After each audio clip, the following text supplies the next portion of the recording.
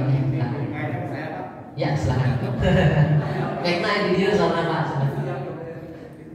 Assalamualaikum warahmatullahi wabarakatuh. Waalaikumsalam warahmatullahi wabarakatuh.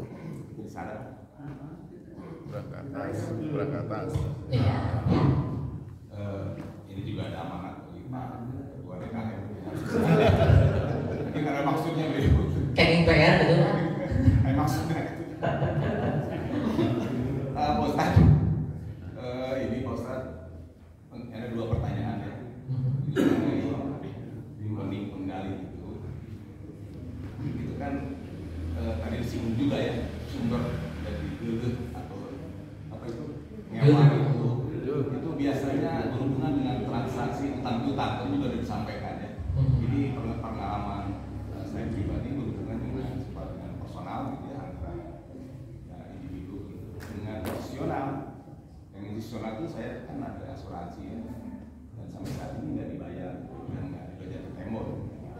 Itu asuransi yang besar, yang asuransi yang besar, begitu ya. Kemudian secara personal juga ya pasti banyak lah, gitu ya, yang memang mereka berhutang. Gitu. Nah ini batasannya tuh di mana ya kita membebaskannya itu? Karena kalau dalam perspektif bisnis yang saya tahu itu, kalau itu banyak terjadi di umat Islam itu mau maju-maju gitu Ustaz.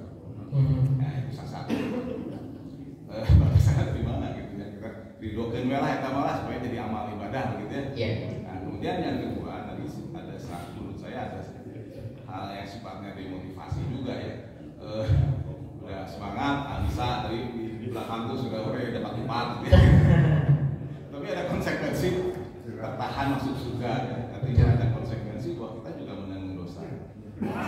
Kristiani itu kan ada berbeda dengan kita ya. Kalau mereka itu ada orang yang menanggung dosa, tapi di kita katanya kan tidak ada individu menanggung dosa orang lain. Itu penjelasan itu gimana itu? Iya, baik. Iya. Oh.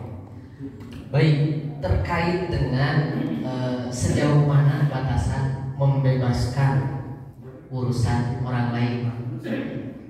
Sejauh mana batasan ini? Tentunya sejauh di mana kita tidak mendolimi diri sendiri.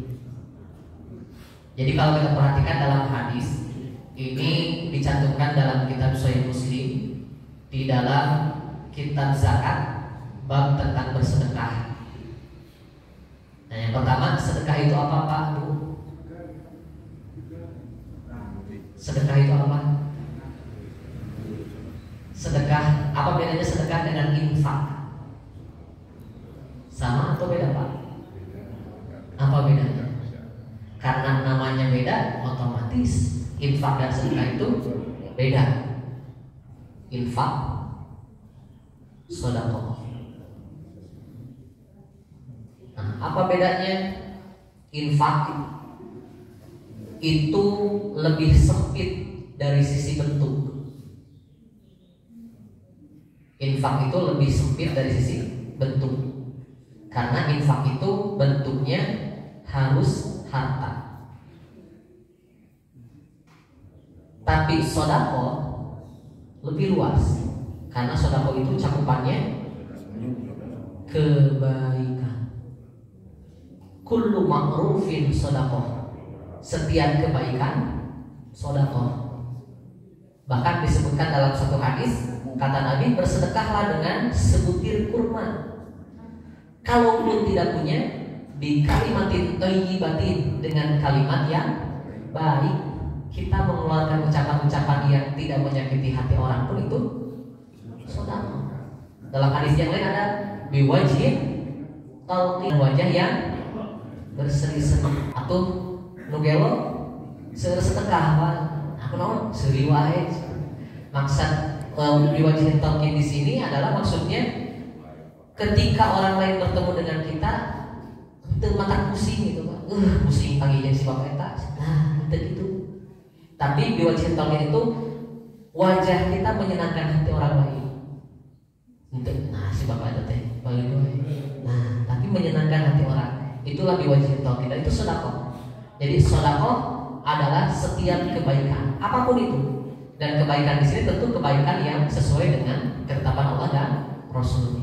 Nah tadi Dalam hadis tersebut disebutkan juga masih dalam bab yang sama, kata Nabi, bersedekah itu ibda binafsik, mulailah dari diri engkau dulu. Jadi memulai dari diri sendiri. Ajaran Islam itu tidak mengajarkan kita hidup sengsara, Pak. Berikan semua harta di jalan Allah, kita gak punya apa-apa buat keluarga, tidak. Makanya coba lihat dalam hadis, ada dua kejadian sahabat, yang satu mensedekahkan mewakafkan hartanya di jalan Allah semuanya, yang satu sama Nabi dilarang. Kenapa? Yang diizinkan oleh Nabi, Nabi tahu orang tersebut seorang yang nantinya bisa memiliki harta yang lain. Yang satu lagi yang ditolak, Nabi tahu dia tidak punya apa-apa lagi kecuali itu. Jadi ajaran Islam itu mengajarkan bukan kita hidup sengsara tidak punya apa-apa. Termasuk dalam bersedekah pun mulai pada diri sendiri. Diri sendiri kebutuhan primernya terpenuhi pada keluarga kita. Setelah itu kaum kerabat kita, kepada lingkungan kita, kepada umat muslim seluruhnya. Itu skala prioritasnya. Dan ulama biasanya kebutuhan primer kita dulu, setelah itu sekunder yang kita dulu, setelah itu tersier yang kita dulu. Nah, kita dulu terus. Buat orang lain kayak mas, orang yang belum pakai yang butuh. Padahal kebutuhannya sudah bukan kebutuhan yang pokok. Nah, jadi yang Allah ajarkan mulai dari diri kita sendiri. Jadi batasannya sampai mana? Batasannya adalah sampai tidak mendolimi diri kita sendiri. Jadi membalas keburukan orang lain yang pada diri kita dengan kebaikan itu sepanjang memang kejahatan tersebut tidak menjadikan kita sengsara. Dan Allah memerintahkan kepada kita untuk menjaga hak milik kita. Itu pun orang yang mati dalam keadaan menjaga hartanya, maka disebut dia mati dalam keadaan jihad fisabilillah. Artinya batasannya cukup dengan melihat sampai di mana batasan yang kita miliki. Kalau tidak menjadikan kita terdolimi, dalam artian kita tidak sengsara, tidak jadi masalah, silahkan. Tapi kalau menyebabkan munculnya kemudaratan yang lebih besar, nah ini yang harus kita hindari. Kalau ada mudarat yang lebih besar, kalau kita biarkan, maka harus kita hindari. Tapi kalau ternyata terkira ekaman dan segitu, ya kita balas saja dengan kebaikan. Itu mungkin Pak batasannya. Jadi ukurannya hanya kita yang tahu. Dan ini yang perlu ditanamkan dalam diri kita. Jangan sampai kita itu mengukur keadaan orang lain pada diri kita. Ayah batur infak 1000, punya 1000. Padahal 1000 itu harta terbesar yang satu dia punya. Sementara kita misalkan 5.000. Padahal ada harta kita yang lebih baik bisa untuk diinfakkan. Maka yang Allah lihat dari sisi keikhlasannya, bagaimana berinfak dalam bentuk yang terbaik yang dia miliki.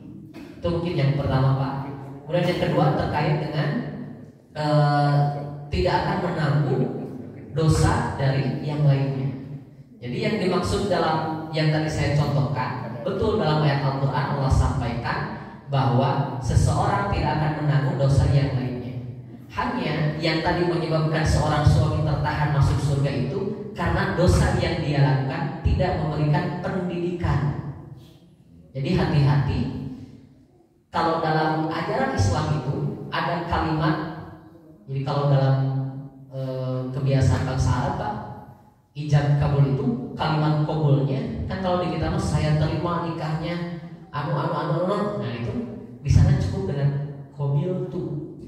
Oh gampang kan orang mau latihan lah hukum ya nanti pada latihan lah pada langsung jadi itu mengandung qabil tuh tos sah. Nah kalimat yang sedikit itu qabil tuh tapi mengandung makna yang sangat luas. Dia bertanggung jawab dengan apa yang diperbuat istrinya, dia bertanggung jawab dengan nafkah istrinya, dia bertanggung jawab dengan susah senangnya istri yang dia nikahi saat itu.